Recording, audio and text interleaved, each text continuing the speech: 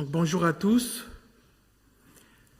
C'est une joie pour moi de vous retrouver encore ce dimanche. Donc, vous qui êtes présents et ceux malheureusement qui sont chez eux, que la grâce et la paix de Dieu soient avec vous tous. Quand le Consolateur sera venu, l'Esprit de vérité, il vous conduira dans toute la vérité, car il ne parlera pas de lui-même, mais il dira tout ce qu'il aura entendu et il annoncera les choses à venir. Il me glorifiera parce qu'il prendra de ce qui est à moi et vous l'annoncera. Donc aujourd'hui, c'est le dimanche qui suit la Pentecôte. Dans l'Ancien Testament, la première Pentecôte après la résurrection de Christ a été caractérisée donc par la venue de l'Esprit de Dieu comme consolateur de la glorification du Christ. Donc c'est une grâce pour nous d'avoir ce compagnon qui est là pour nous et pour nous épauler. Avant de passer donc au moment des enfants, donc nous allons recommander ce culte entre les mains du Seigneur. Je vous invite à la prière. Nous te disons merci, Seigneur, parce que ta présence est effective au travers du Consolateur, l'Esprit Saint que le Père nous a donné en ton nom. Cet Esprit qui nous enseigne toutes choses et nous rappelle les œuvres que tu as accomplies pour nous. Merci, Seigneur, d'avoir prié le Père pour nous, afin que le Saint-Esprit demeure éternellement avec nous. Ce Saint-Esprit qui est là pour nous diriger, pour nous guider et pour plaider nos causes auprès du Père. Au nom de ton Fils Jésus. Amen. Donc c'est le moment des enfants.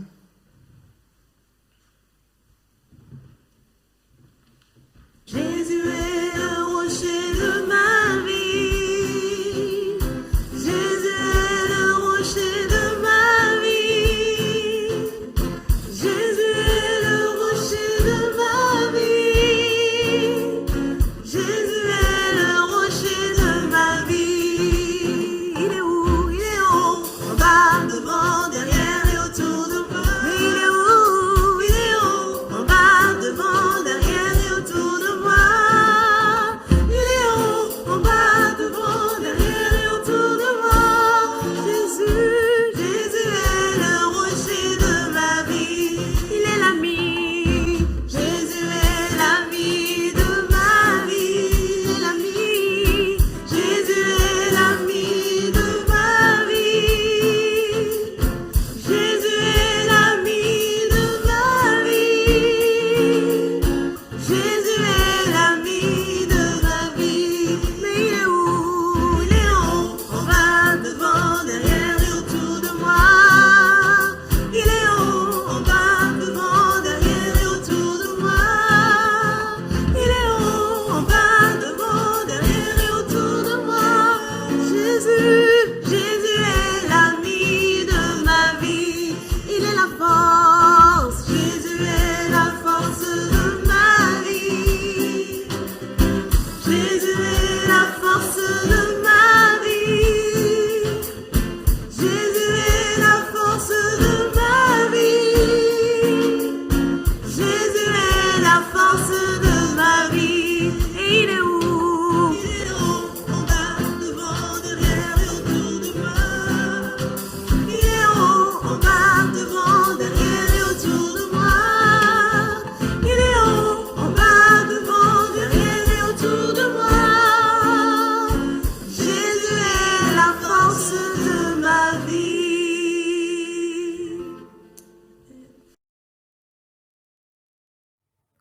Le cep et les sarments. Jésus était seul avec ses disciples. Il s'adressa à eux et prit l'exemple de la vigne pour leur expliquer la place et le rôle de chacun. En viticulture, il y a le vigneron, qui gère ses vignes, et sur la vigne en elle-même, il y a le cep, qui désigne le pied de vigne, ou de façon générale, le tronc de l'arbuste, et puis il y a les sarments. Ce sont tous les nouveaux bois qu'une vigne développe chaque année. Il leur dit: c'est moi qui suis le vrai cep, et mon père est le vigneron. Tout sarment qui est en moi et qui ne porte pas de fruit, il l'enlève, et tout sarment qui porte du fruit, il le taille afin qu'il porte encore plus de fruits. Le sarment ne peut pas porter de fruit par lui-même sans rester attaché au cep. Il en va de même pour vous, si vous ne demeurez pas en moi. Je suis le cep, vous êtes les sarments. Dieu le Père est représenté comme le vigneron qui gère sa vigne. La vigne est constituée de Jésus et de tous ceux qui l'ont accepté dans leur vie. Jésus est le cep et nous sommes les sarments, c'est-à-dire les nouveaux bois ou branches de la vigne, et c'est lui qui nous porte. Par sa parole, Dieu nous change et nous façonne afin que nous puissions porter du fruit comme les branches de la vigne. Jésus poursuivit son discours. Celui qui demeure en moi et en qui je demeure porte beaucoup de fruits, car sans moi vous ne pouvez rien faire. Qu'est-ce que Jésus veut dire par demeurer en moi et moi demeurer en lui? Jésus est le tronc de la vigne et nous sommes les sarments. Demeurer en Jésus, c'est l'accepter dans sa vie et se laisser guider par son esprit. Lorsque tu acceptes Jésus dans ta vie, alors tu es lié à lui comme les jeunes branches d'un arbuste, et lui est lié à toi. Pour produire du fruit, l'arbuste a besoin de sève qui passe du tronc vers les branches. Comme la sève qui permet aux branches de la vigne de produire du fruit, nous aussi, nous portons du fruit si on nourrit notre esprit par la parole de Dieu. Mais si la parole ne demeure pas en nous, alors nous ne pouvons pas porter de fruit. Nous cassons ce qui nous lie à Jésus comme une branche sans vie. Mais au contraire, si on demeure en Jésus et que ses paroles demeurent en nous, alors naturellement, nous porterons beaucoup de fruits. Et Jésus nous dit: vous demanderez ce que vous voudrez et cela vous sera accordé. Ce qui manifeste la gloire de mon Père, c'est que vous portiez beaucoup de fruits. Jésus, ensuite, apporte aux disciples et à chacun d'entre nous un message d'amour. Il nous dit: si vous gardez mes commandements, vous demeurerez dans mon amour, de même que j'ai gardé les commandements de mon Père et que je demeure dans son amour. Et il donne ce commandement: aimez-vous les uns les autres comme je vous ai aimés. Il n'y a pas de plus grand amour que de donner votre vie pour vos amis. Jésus explique aux disciples qu'il est leur ami parce qu'il leur a confié tout ce qu'il savait sur Dieu. Oui, Jésus nous a montré le plus bel exemple d'amour en donnant sa vie pour nous sauver. Il te demande d'aimer toi aussi ceux qui t'entourent. Jésus veut que nous nous aimions les uns les autres et par conséquent que nous prenions soin des uns et des autres. Crée une relation intime avec Jésus en méditant sa parole afin qu'elle agisse dans ton cœur et qu'elle ait un impact sur ton comportement dans ta vie de tous les jours, et aime ton prochain. De cette façon, tu deviens ami de Jésus. Tu es agréable à Dieu et il t'accordera ce que ton cœur désire. Je te propose de retenir cette parole de Jésus dans Jean 15, verset 12. Voici mon commandement, aimez-vous les uns les autres comme je vous ai aimés. Je te souhaite un bon dimanche et à bientôt. La parole de Dieu déclare dans Ésaïe 1, du chapitre 17 au chapitre 19. Apprenez à faire le bien, recherchez la justice, protégez l'opprimé, Faites droit à l'orphelin, défendez la veuve. Venez et plaidons, dit l'Éternel. Si vos péchés sont comme le cramoisi, ils deviendront blancs comme la neige. S'ils sont rouges comme la pourpre, ils deviendront comme la laine. Si vous avez de la bonne volonté, et si vous êtes docile, vous mangerez les meilleurs fruits du pays. Je vous invite à un moment de recueillement.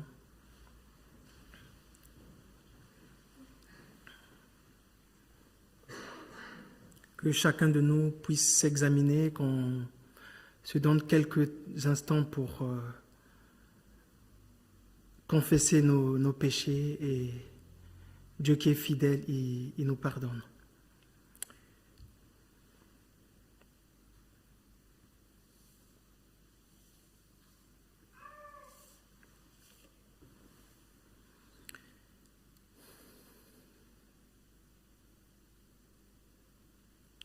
Seigneur, maintenant que nous nous approchons de toi, pardonne nos fautes.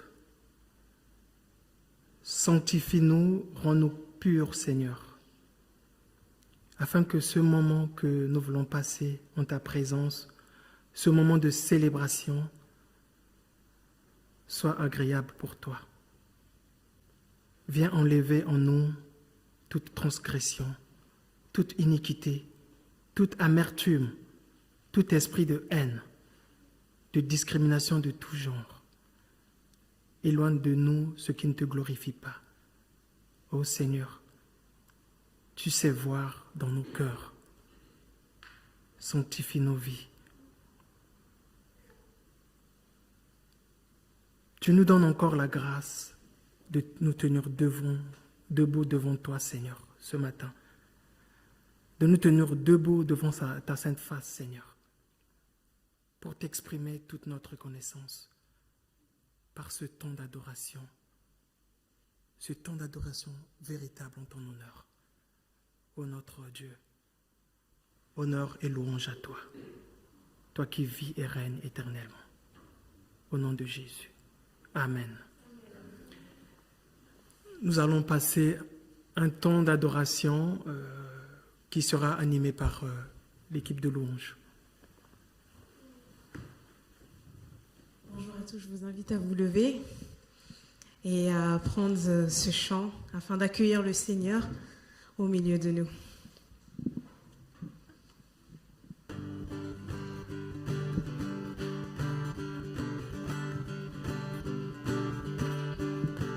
Un chant s'élève, les yeux se tournent vers toi. Se tourne vers toi. L'espoir renaît, les cœurs soupirent après toi. Oui, après toi.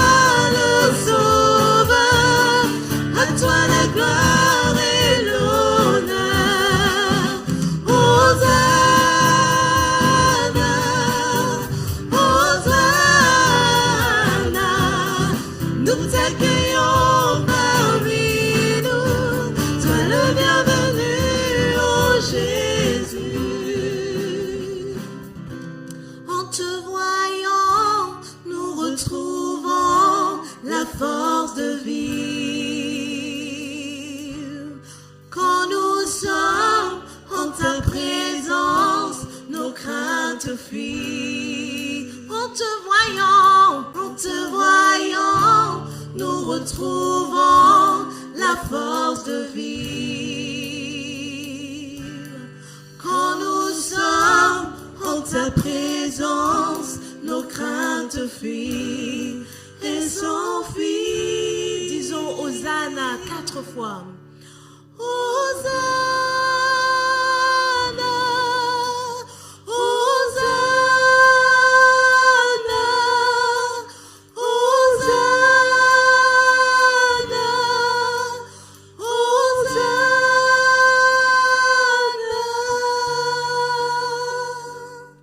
Oui, Seigneur, en ta présence, nous sommes bien. C'est en ta présence que tu viens guérir, que tu viens consoler, que tu viens, Seigneur, faire ton œuvre en nous.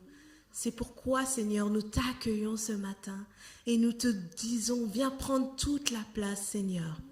Viens prendre toute la place, Seigneur, dans nos cœurs et dans cet endroit, dans nos maisons. Seigneur, prends toute la place. Et nous voulons encore t'élever, nous voulons encore te louer, te dire que nous t'appartenons. Oui, Seigneur, nous sommes tes sarments et nous t'appartenons. Nous sommes faits pour te louer. Seigneur, nous voulons te le dire ce matin. Je suis né pour te louer. Je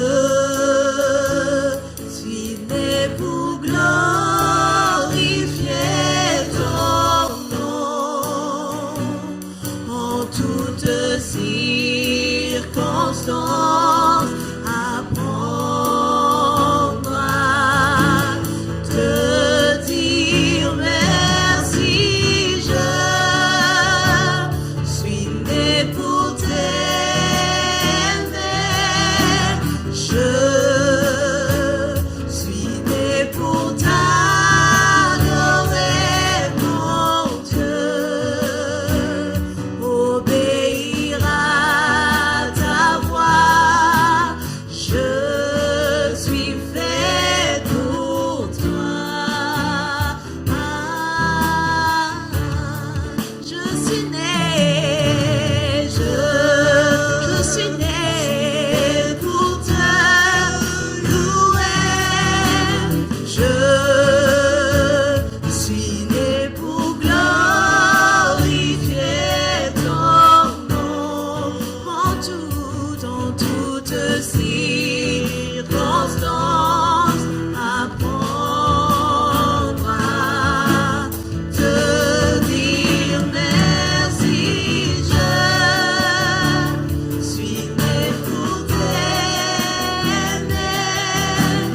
Je suis né pour t'adorer, mon Dieu. Obéir à ta voix. Je suis fait pour toi.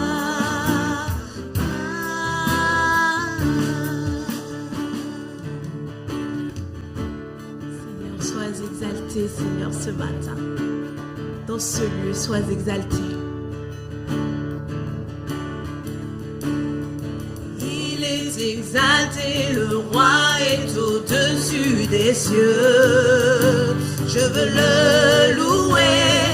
Il est élevé à jamais, exalté, et je loue son saint nom. Il est Seigneur. Il est Seigneur, sa vérité régnera. Tout l'univers se réduit dans son saint nom. Il est exalté, le roi est au-dessus des cieux. Il est exalté, chantons. Il est exalté, le roi est au-dessus des cieux. Je veux le louer. Il est élevé à jamais, exalté, et je loue son saint nom. Il est Seigneur. Il est Seigneur.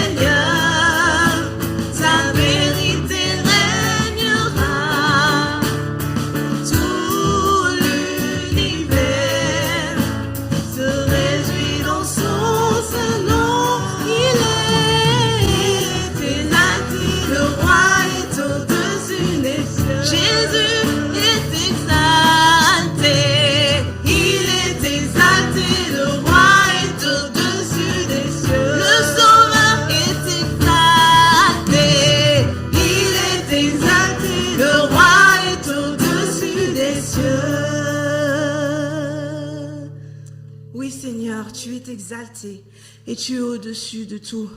Au-dessus de toutes nos circonstances, nous voulons te placer. Et nous voulons te dire encore ce matin que toi seul es digne de recevoir la louange de ton peuple.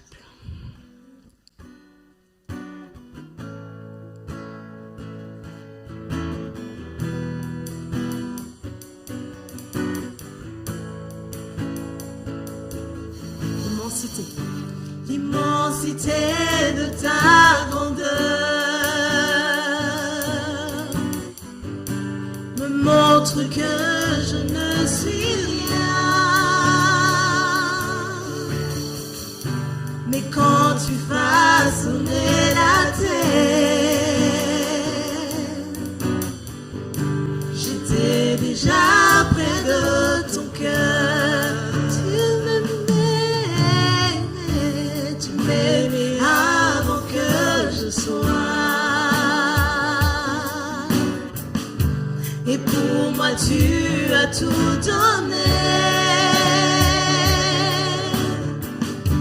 Toi seul pouvais me libérer. C'est pour moi je veux t'adorer. Toi seul est digne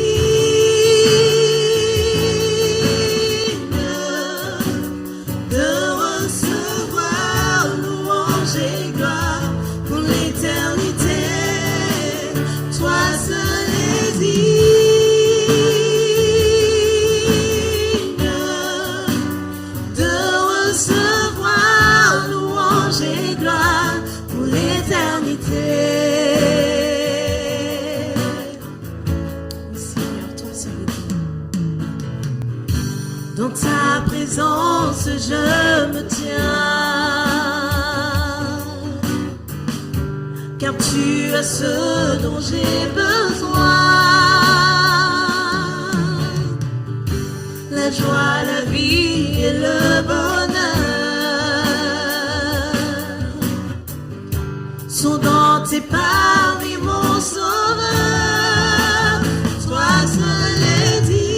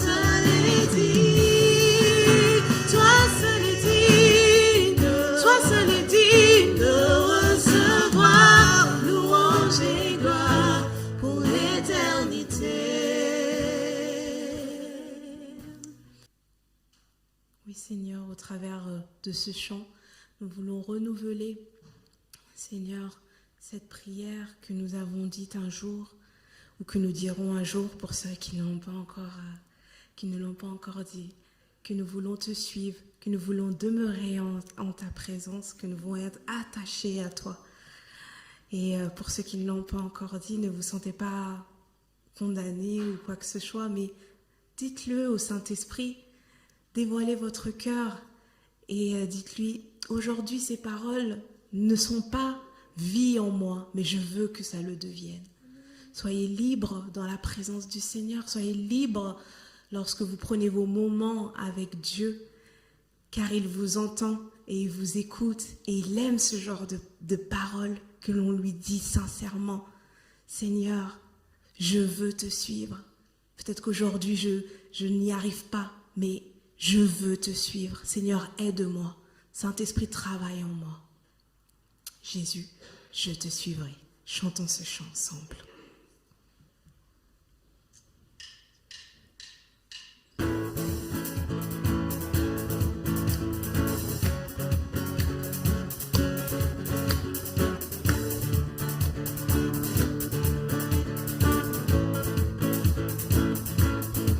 Dans la joie quand le soleil m'inonde, sur les monts où ta présence abonde. Oh, oh, Jésus, je te suivrai. Dans la peine quand mon âme sombre, dans la vallée du deuil et de l'ombre. Oh, oh, et même là, Jésus, je te suivrai. Car tu es mort, pour moi. Je vivrai pour toi. Tu t'es offert sans rien garder, tu as souffert pour me sauver. Oh, Jésus, Jésus, je te suivrai. Je t'aimerai plus que la vie, te servirai malgré le prix. Oh, Jésus, Jésus, je te suivrai. Confiant quand ma foi est profonde, dans le doute quand ma paix semble fondre. Oh, oh, et même là, Jésus, je te suivrai. Je le dis tout le temps, car tu es mort. Tu es mort pour moi. Je vivrai pour toi. Tu t'es offert sans rien garder. Tu as souffert pour me sauver. Oh, Jésus, je te suivrai. Je t'aimerai plus que la vie, te servirai malgré le prix. Oh, Jésus, Jésus, je te suivrai. Oh, oh, oh, oh,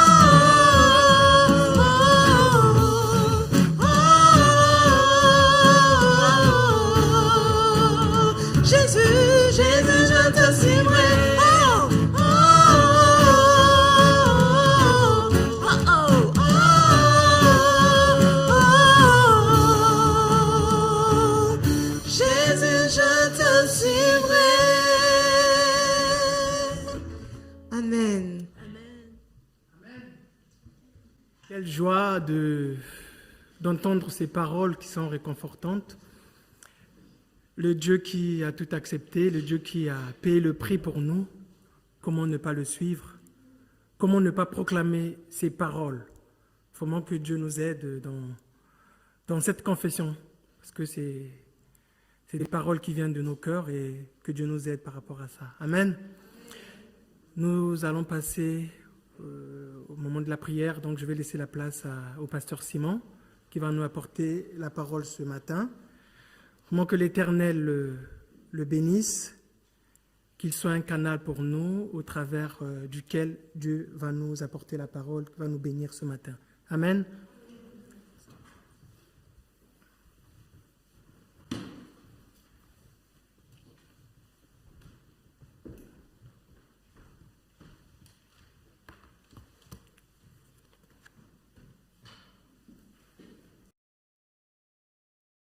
Je vous salue tous dans le beau nom de notre Seigneur Jésus.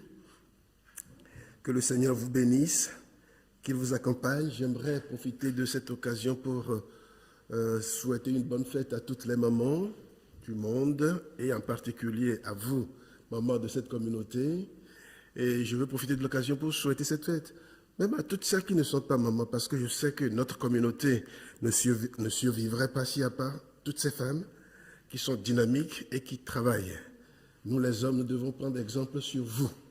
Et je le dis de tout mon cœur, c'est la vérité. Mais en cette occasion, malheureusement aussi, il y a le décès de la maman de notre sœur Françoise, dont je vous ai envoyé ce matin le fait-part qu'elle m'a envoyé. Bon voilà, en ce moment où on fête les mères, elle va pleurer sa maman. Donc nous pensons à elle, que le Seigneur soit avec elle. Françoise a été avec nous une femme très engagée qui nous a beaucoup servi dans cette communauté. Maintenant, elle est dans sa région natale de la Bretagne et passe tranquillement sa retraite. Bon, malheureusement, donc sa maman est décédée. Je crois que l'enterrement se fera dans les jours qui viennent, demain ou après-demain. En tout cas, voilà. Portons-la dans nos prières. Je vous invite à lire avec moi ce texte de l'Évangile selon saint Luc, le chapitre 12, les versets 1 à 12. Pendant ce temps, les gens s'étaient assemblés par milliers, au point qu'ils se marchaient sur les pieds les uns des autres. Jésus s'adressa d'abord à ses disciples. « Prenez garde, leur dit-il, au levain des pharisiens, c'est-à-dire à leur hypocrisie. Tout ce qui est caché sera découvert et tout ce qui est secret sera connu. C'est pourquoi tout ce que vous aurez dit dans l'obscurité sera entendu à la lumière du jour, et ce que vous aurez murmuré à l'oreille dans une chambre fermée sera crié du haut des toits. Je vous le dis, à vous, mes amis, ne craignez pas ceux qui tuent le corps, mais qui ensuite ne peuvent rien faire de plus. Je vais vous montrer qui vous devez craindre. Craignez celui qui, après la mort, a l'autorité pour vous jeter en enfer. Oui, je vous le dis, c'est lui que vous devez craindre. Ne vend-on pas 5 moineaux pour 2 sous? Cependant, Dieu n'en oublie pas un seul. Et même les cheveux de votre tête sont tous comptés. N'ayez donc pas peur. Vous valez plus que beaucoup de moineaux. Je vous le dis. Celui qui se déclarera publiquement pour moi, le Fils de l'homme aussi se déclarera pour lui devant les anges de Dieu. Mais si quelqu'un affirme publiquement ne pas me connaître, le Fils de l'homme aussi affirmera devant les anges de Dieu ne pas le connaître. Celui qui dira une parole contre le Fils de l'homme sera pardonné.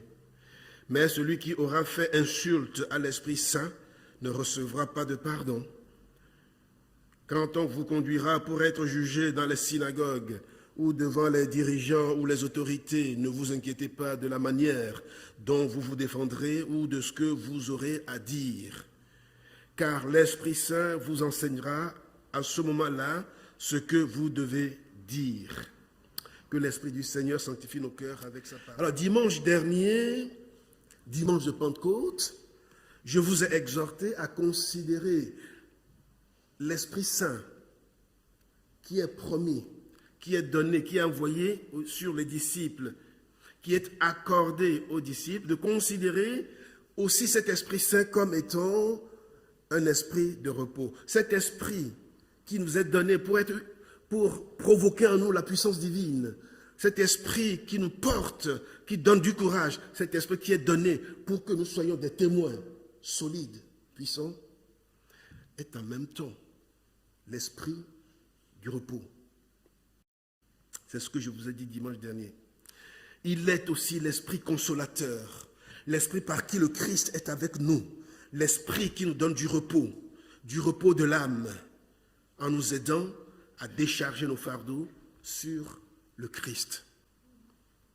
J'ai souligné que ce texte de Matthieu, c'est-à-dire Matthieu chapitre 11, versets 28-30, qui était le texte biblique de la prédication de dimanche dernier, j'ai souligné que ce texte met en rapport les deux notions, repos et instruction, puisque Jésus a recommandé à ses disciples, au verset 29 de Matthieu 11 donc, « Prenez sur vous mon joug et laissez-moi vous instruire. » Jésus, je le rappelle, Jésus veut que ses disciples marchent d'un même pas avec lui. Parce que quand on est sous le même joug, on marche ensemble du même pas.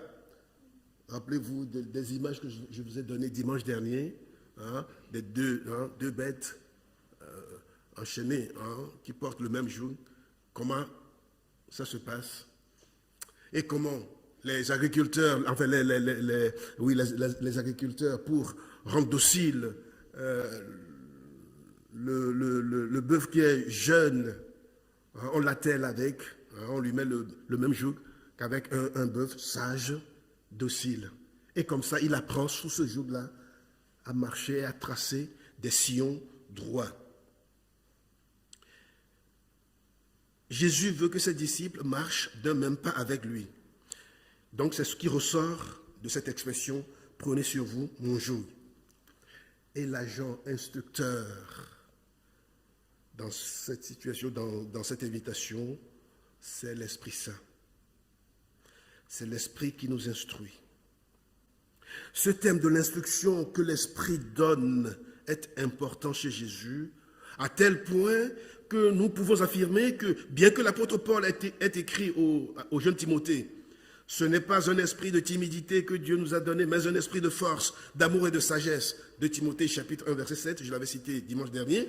Bien que l'apôtre Paul ait écrit cela au jeune Timothée, nous devons croire et nous pouvons croire et nous devons croire que c'est essentiellement pour nous instruire que Dieu envoie son esprit sur ses disciples. L'esprit n'est pas envoyé sur nous pour que nous paraissions puissants devant les hommes. L'esprit est envoyé pour que nous soyons instruits tout le temps de notre vie sur cette terre en témoin de Jésus, en disciple du Christ. C'est pourquoi d'ailleurs l'apôtre Paul n'a pas manqué de préciser dans son texte à Timothée que l'esprit du Christ est aussi l'esprit de sagesse. Car pour être sage, il faut accepter d'apprendre. Apprendre d'un maître. Apprendre à marcher comme lui. Apprendre à faire comme lui. Apprendre à vivre comme lui. Je demanderai au Père de vous donner quelqu'un d'autre, a dit Jésus à ses disciples. Quelqu'un pour leur venir en aide, quelqu'un qui sera avec eux pour toujours. Ce quelqu'un donc, c'est l'Esprit Saint qui révélera la vérité, d'après Jean chapitre 14, versets 16 à 17. La vérité qu'il révélera à ceux à qui il est envoyé, cette vérité, c'est la vérité de savoir être des disciples. Dans le contexte de l'évangile de Luc, les chapitres 11 et 12, Jésus indique déjà aux disciples 3 domaines où ils auront besoin de l'instruction de l'Esprit Saint. L'hypocrisie, la peur et le témoignage. Les versets 11 et 12 du chapitre 12 que nous avons lu tout à l'heure, où Jésus annonce aux disciples que l'Esprit Saint les enseignera, ces 2 versets apparaissent comme la conclusion de ce que Jésus veut faire comprendre aux disciples en ce moment-là, c'est-à-dire leur faire comprendre ces 3 domaines où ils doivent être à l'écoute de l'Esprit pour être instruits. Alors, examinons ces 3 domaines. D'abord, c'est dans les versets 1 à 3 du texte que nous avons lu. Les disciples doivent être instruits sur l'hypocrisie. Après avoir donné une série d'enseignements sur divers thèmes au chapitre 11 de l'Évangile, c'est-à-dire il a donné des enseignements sur la prière, l'exorcisme, le vrai bonheur, sa mort et sa résurrection, la vérité, Jésus est invité par un pharisien à déjeuner. Et le Seigneur profite de l'occasion pour dénoncer l'hypocrisie des pharisiens qui aiment à se montrer saints alors qu'ils sont pourris de l'intérieur. Jésus met alors les disciples en garde contre cette hypocrisie. Pour lui,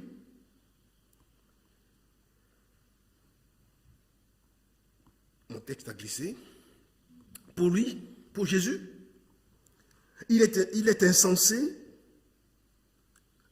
d'être hypocrite, car tout sera connu à un moment donné. Au chapitre 8, le verset 17, il disait déjà, tout ce qui est caché apparaîtra au grand jour, et tout ce qui est secret sera connu et mis en lumière, en pleine lumière. Ces disciples ne doivent donc pas faire comme les pharisiens, ils doivent vivre une vie comme à livre ouvert, sans hypocrisie. Jésus les avertit de se garder du levain des pharisiens, c'est-à-dire de leur enseignement, un enseignement qui agit comme un levain ou comme un ferment. L'enseignement des pharisiens a des effets pénétrants dans la société religieuse qu'ils dirigent, et leur influence est une influence corrompue, une influence corruptrice, à cause de cette hypocrisie justement. Et donc, leur spiritualité est corrompue. Il ne faut pas les suivre. Il faut se laisser instruire, éclairer par l'Esprit Saint quant à ce qui les concerne, selon Jésus. Alors c'est pourquoi, d'ailleurs, en une autre occasion, Jésus dit aux disciples d'écouter ce que disent les pharisiens, mais de ne pas faire ce qu'ils font. Il les a d'ailleurs comparés à des tombeaux blanchis qui sont nettoyés et décorés à l'extérieur, mais ne contiennent à l'intérieur que des corps en putréfaction, car les pharisiens aiment à se montrer comme des saints alors qu'ils ne se laissent pas sanctifier dans leur cœur. L'Esprit Saint sera donné aux disciples et il leur révélera toute la vérité sur Dieu, sur sa parole et sur eux-mêmes, afin qu'ils soient capables de discerner à chaque instant de leur vie si ce qu'ils sont intérieurement est véritablement ce qu'ils laissent paraître à l'extérieur. Cette instruction de l'Esprit du Seigneur n'est pas pour culpabiliser, mais pour les aider à se réajuster constamment dans leur spiritualité par rapport à l'appel qu'ils ont reçu, c'est-à-dire montrer à leurs contemporains que Jésus est le Christ, le Sauveur du monde.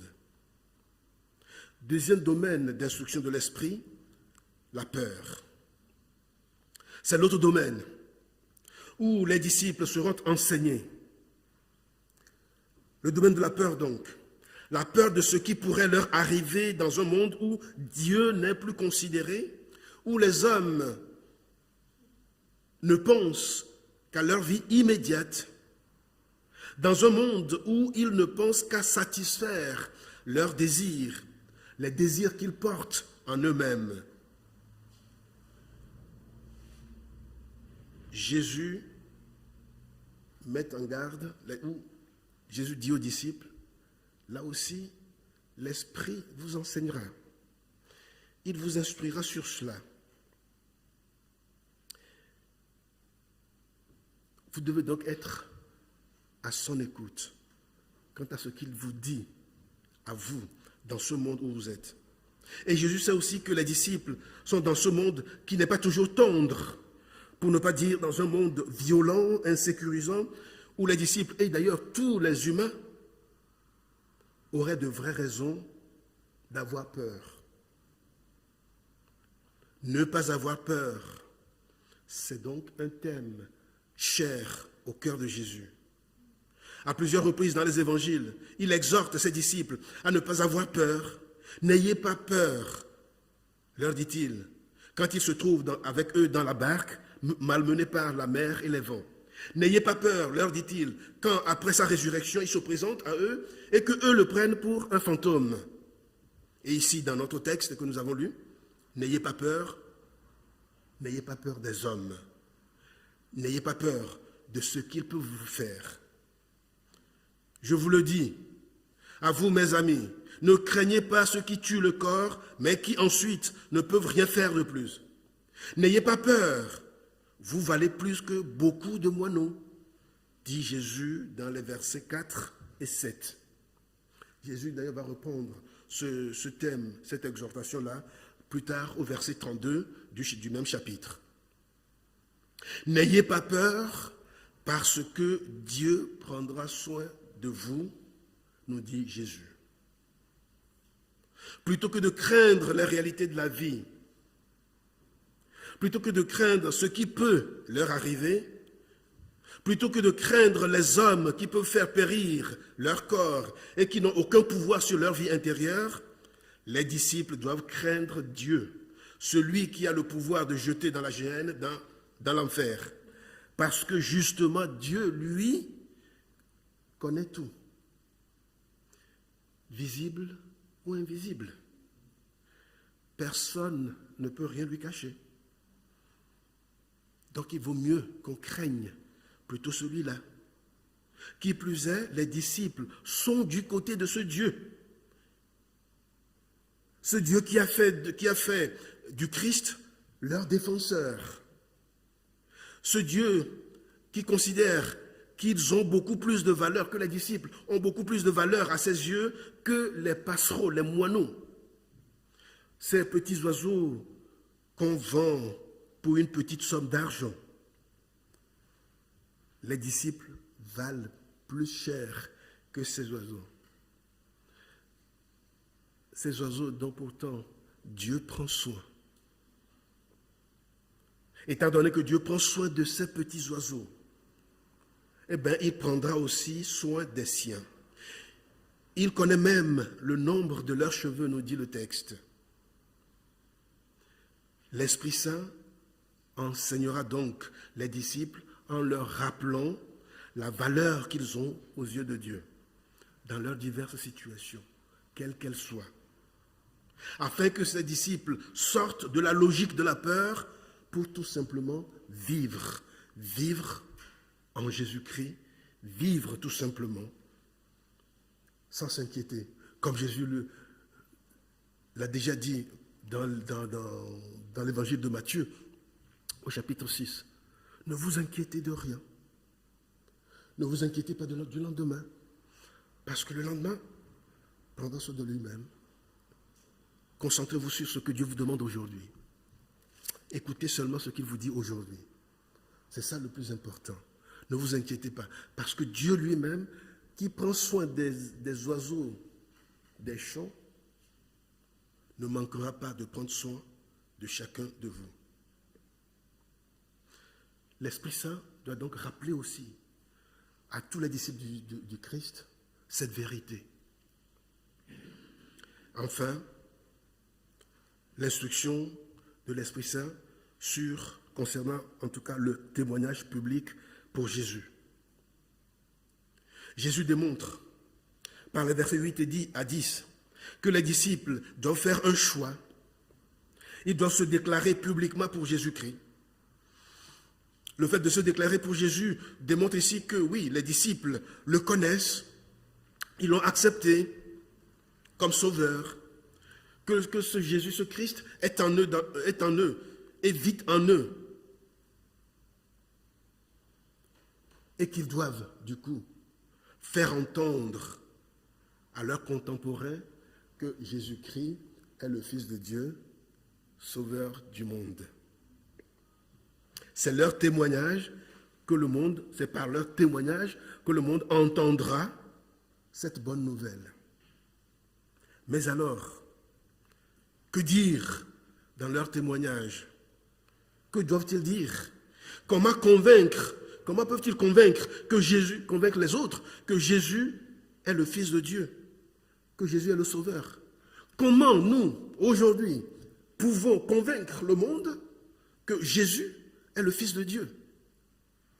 D'ailleurs, vous êtes témoins, vous-même, des railleries parfois, qu'on peut vous opposer quand vous dites cela. Mais comment le faire? Quels sont les mots, les expressions sortant de la bouche des disciples sont susceptibles de convaincre ceux à qui ils doivent témoigner? c'est ici que l'action de l'Esprit Saint prend toute son ampleur.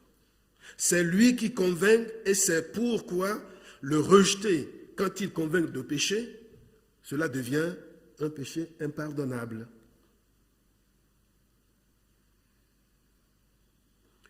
Quant aux disciples, dans leurs efforts de témoin du Christ, ils n'ont pas à vouloir convaincre par leur capacité de raisonnement, ni par leur conviction, ni par leur connaissance. Et ici également, ils doivent être à l'écoute de l'Esprit Saint qui les instruira. Parce que le péché de la non-repentance est impardonnable, alors les disciples ne doivent pas prendre le risque de manquer de convaincre ceux qui pourraient les écouter. D'où c'est au Saint-Esprit de faire ce travail par leur témoignage. D'où les disciples sont censés être à l'écoute, tout simplement, de l'Esprit Saint. Être témoin comme si ce n'est pas eux qui font le travail.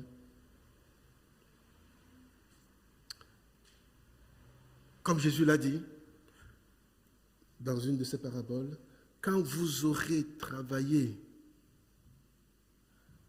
faites tout ce que vous avez à faire, considérez-vous comme des ouvriers inutiles. Cette parole du Christ n'est pas donnée pour nous dénigrer, pour nous minimiser, pour nous discréditer. Au contraire, cette parole est donnée pour nous rassurer dans notre témoignage. Cette parole est donnée pour nous rassurer dans ce à quoi nous sommes appelés à vivre. C'est-à-dire, lorsque nous considérons que c'est Dieu qui fait tout, eh bien, ça fait reposer l'âme. C'est Dieu qui fait tout. Je vous l'ai déjà dit, c'est ce que le réformateur Martin Luther disait en son temps au XVIe siècle. Quand il disait, tous les soirs avant d'aller au lit, faisait cette prière, Dieu, aujourd'hui, j'ai fait ce que j'ai pu. Maintenant, j'abandonne ce monde entre tes mains. Moi, j'ai sommeil, je m'en vais me coucher et dormir. Et il dormait tranquillement. Même si dans la journée, il n'a pas pu tout faire. Même si dans la journée, il a raté des choses. Dieu, le monde est entre ses mains. Moi, je me repose. Aujourd'hui, j'ai fait ce que j'ai pu. C'est de cette façon-là qu'on se considère comme étant des ouvriers inutiles.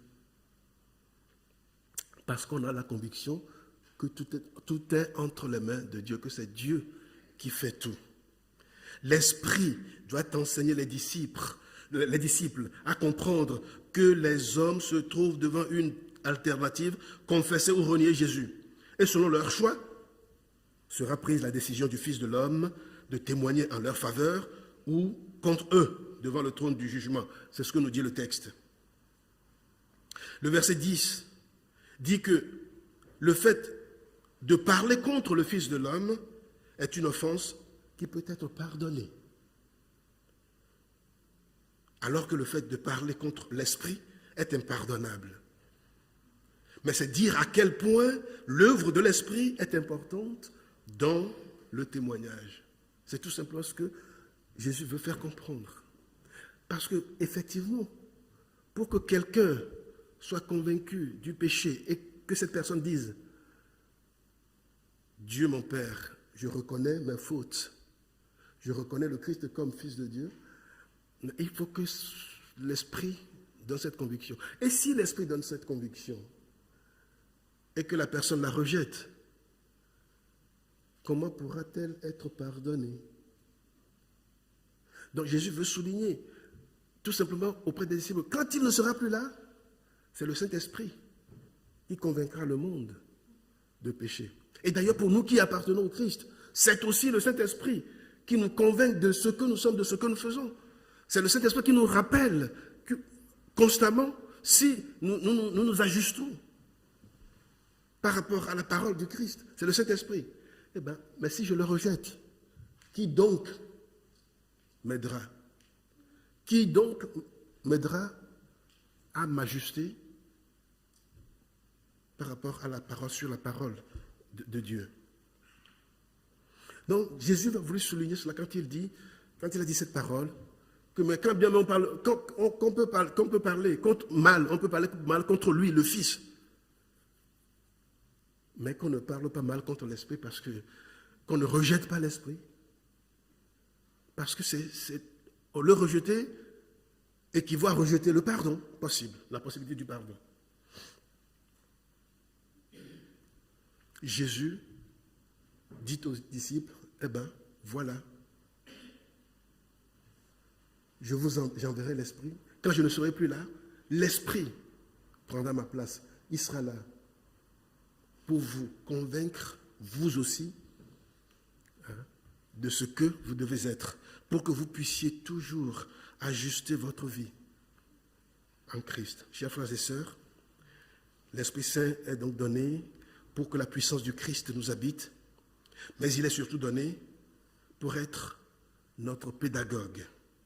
Il est donné pour être notre instructeur, celui qui nous instruit dans notre vie de disciples.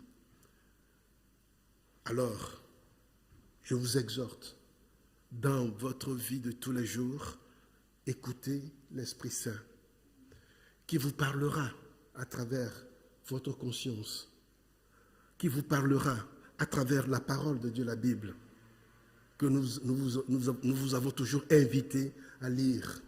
Certains considèrent notre Église comme une Église très portée sur la Bible, sur la parole de Dieu. Et c'est vrai, et j'en suis fier. Nous sommes portés beaucoup sur la Bible, plutôt que d'être portés sur des émotions, bien que nous n'éliminons pas les émotions. Mais nous savons que la seule puissance qui guérit, c'est la parole du Seigneur, éclairée par l'Esprit Saint. Alors, frères et sœurs, acceptez, ouvrez-vous à l'action de l'Esprit Saint dans vos cœurs et laissez-le vous convaincre. C'est pour cela qu'il est envoyé. C'est pour cela qu'il est envoyé pour vous instruire. Que Dieu vous bénisse et qu'il vous fortifie. Amen.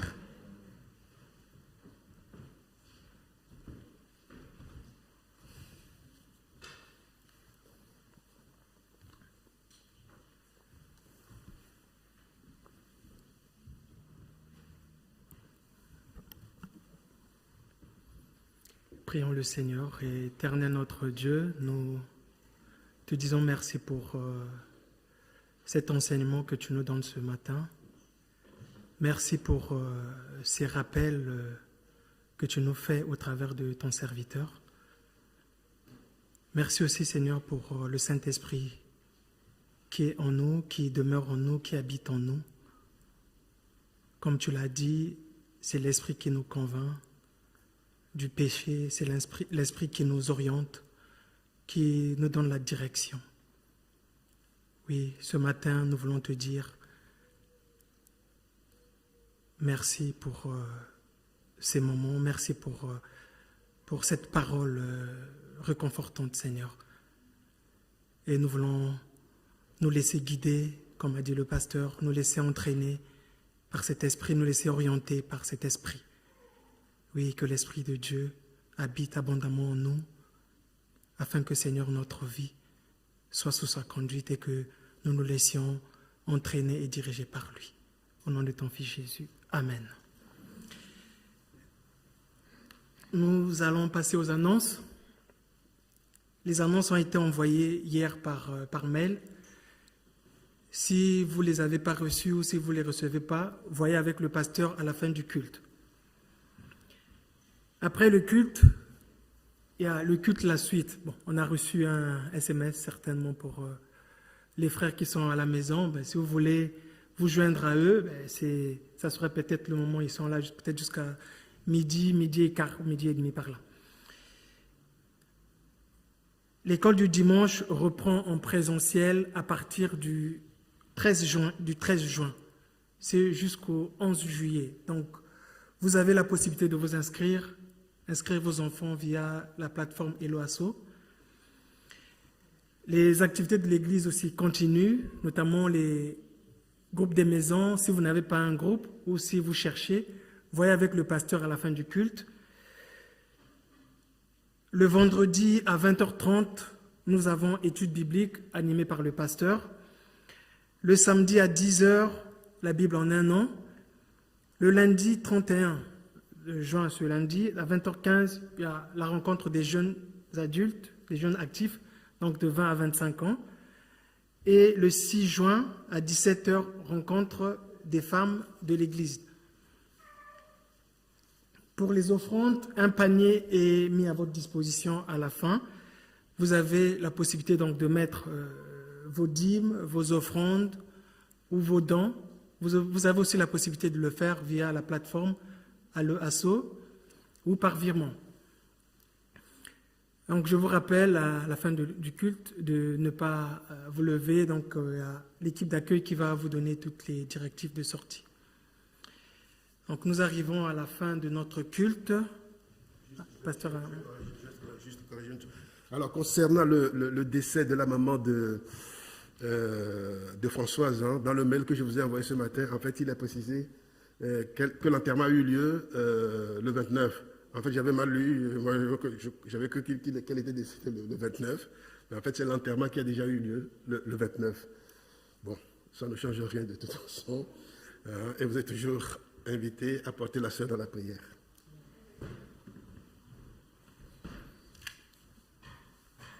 Donc je vous invite à un temps d'intercession avant de clore notre culte.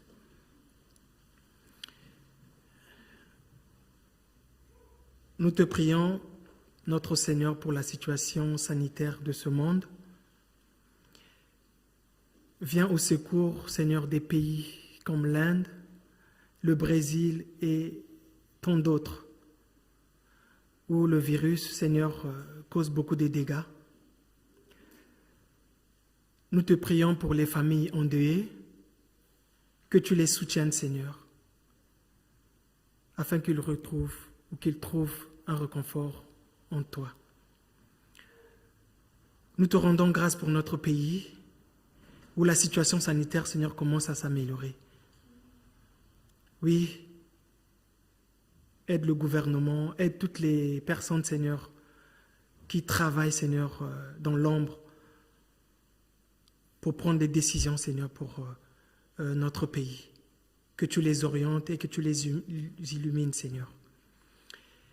Nous te prions pour les cèdres, pour les étudiants qui habitent et qui étudient, pour les personnels de l'école, pour les travaux de construction, Seigneur, et pour celles et ceux qui sont impliqués dans l'avancement de ces travaux.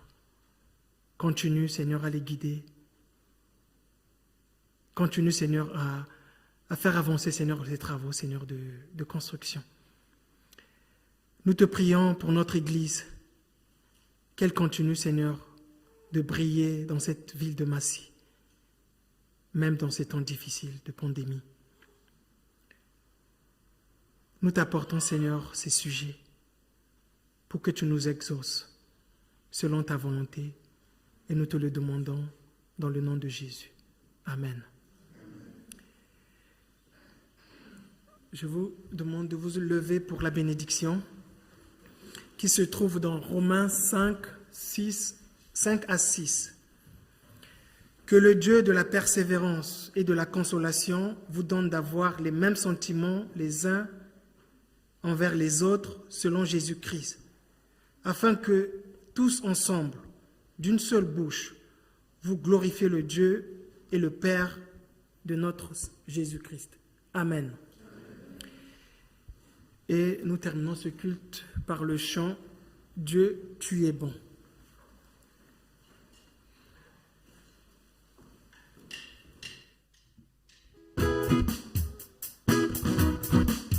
On veut chanter la bonté de Dieu pour aujourd'hui et pour toute cette semaine.